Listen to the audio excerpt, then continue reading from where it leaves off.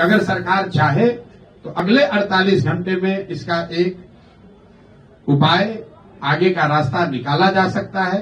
छात्र पूरी तरीके से आंदोलन से अलग हटकर पढ़ना चाहते हैं, अपनी जिंदगी बनाना चाहते हैं। हम लोग 2 दिन तक इस बात को धैर्य के साथ उनके जवाब का, उनके निर्णय का इंतजार करेंगे।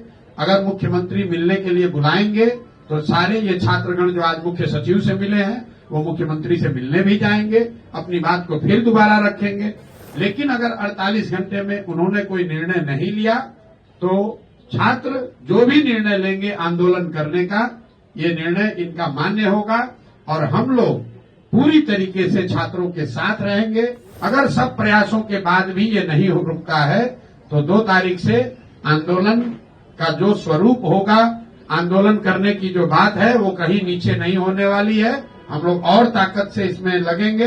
जैसा कि आपको अभी साथियों ने ब्रीफ कर दिया है, छात्र उनसे मिले हैं। हम लोग उनका धन्यवाद कर रहे हैं कि उन्होंने शालीनता से समय निकाला, मिले।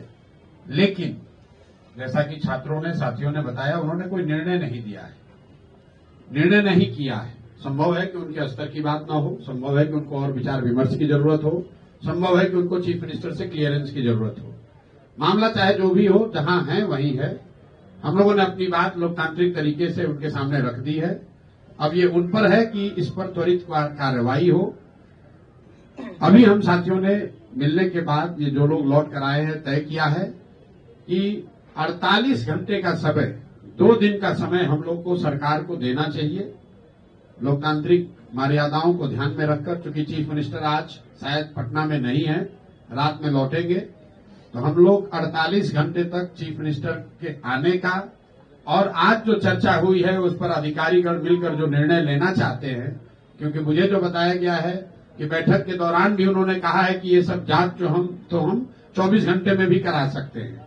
तो उन्हीं बातों का, क्योंकि मैं तो वहां था नहीं, लेकिन उन सभी बातों का सार जो है मिलकर हम लोगों ने तय किया है कि अगर, और ऐसी मेरी समझ भी है कि अगर सरकार चाहे तो अगले 48 घंटे में इसका एक उपाय, आगे का रास्ता निकाला जा सकता है।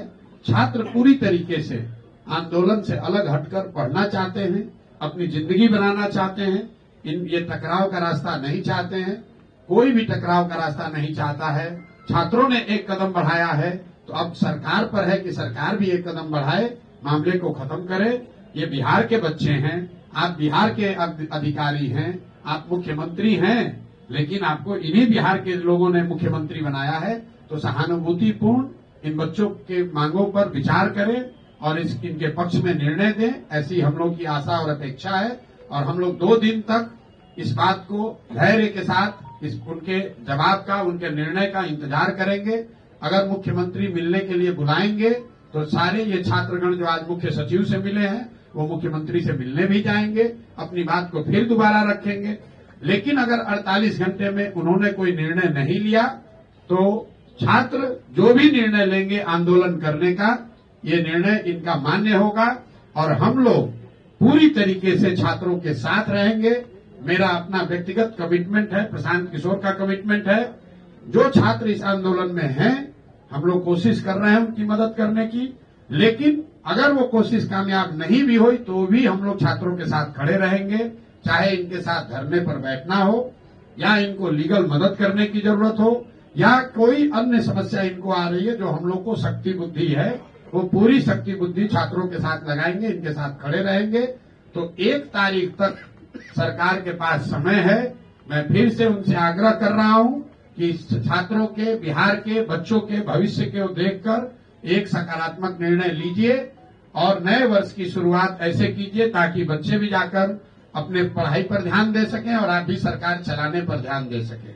वरना रोज धरना प्रदर्शन होगा, न सरकार इसको रोक पाएगी, न हम लोग इसको रोक पाएंगे। तो ये सबके हक में है कि इस बात को सकारात्मक तरीके से विचार विमर्श करके खत्म किया जाए।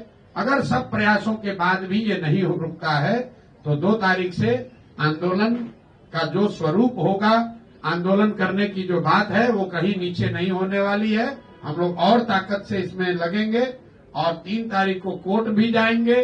जो लीगल ऑप्शन है हम लोग के पास उसको भी देखेंगे और राइट टू इक्वालिटी जो ये लोग बात कह रहे हैं, ये अनियमितता हुई कि नहीं हुई, ये तो सरकार ऑलरेडी मान चुकी है कि एक सेंटर पर अनियमितता हुई है और 13,000 बच्चों का रीटेस्ट हो रहा है। वो अपने आप राइट 18,000, वो तो अपने आप राइट टू इक्वालिटी को वायलेट कर रहा है। तो उसके आधार पर हम लोग माननीय उच्च न्यायालय में भी जाएंगे, लेकिन ऐसी कोई नौबत न आए, इसलिए मेरा आपसे आपके द्वारा आग्रह है कि सरकार अगले 48 घंटों में इस पर एक पॉजिटिव निर्णय ले, ताकि छात्र अपना काम कर सके, सरकार अपना काम कर सके।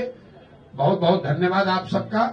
और अभी ये जो छात्र है, इनकी सुरक्षा, इनके साथ कोई प्रताड़ना, इनको धमकी, इनको टॉर्चर न किया जाए, ये भी मैं आपसे आह्वान कर रहा हूं आपके द्वारा।